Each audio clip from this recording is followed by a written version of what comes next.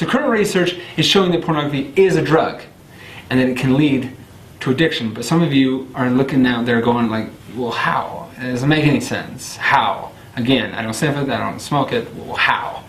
Let me show you.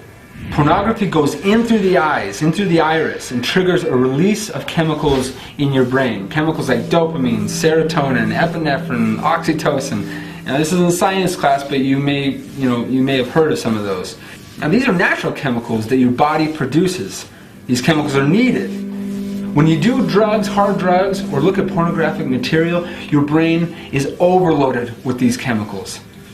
After you keep looking at porn, your brain gets used to those high amounts and builds up a tolerance. Those same images that once gave you a rush don't have the same effect anymore. In order to get that same rush, it not only takes more of it, but it also takes a more hardcore version of it.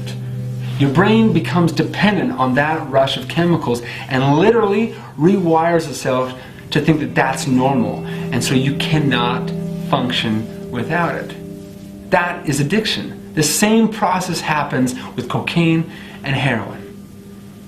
They can't stop. I can't tell you how many people have come up to us and told us their story about their addiction to pornography and how it led them to do things that they never thought they would do when they were your age. Things that sometimes even led them to prison.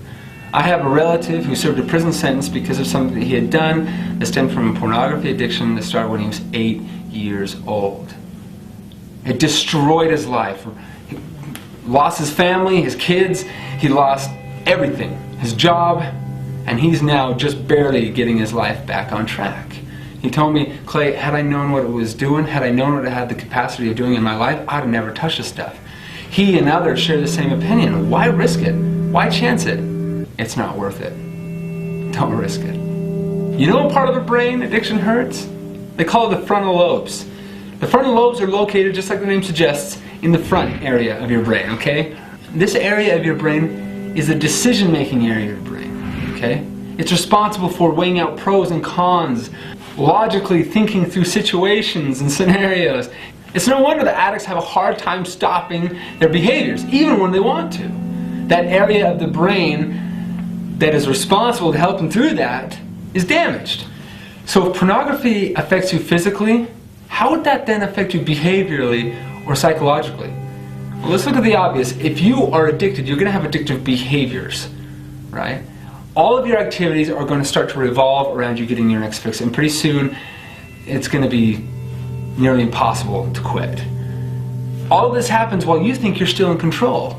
You see, with the brain, addiction is addiction is addiction. Whether it's cocaine, heroin, nicotine, or pornography, once you're addicted, it's too late. And the thing is, you may even realize what you're doing is harmful, but once you're in that trap of addiction, what you should do and what you want to do is out of your control.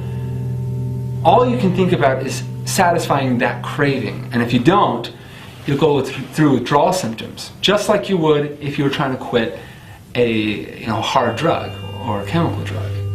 Not only that, but it can actually cause feelings of worthlessness, hopelessness, and even depression.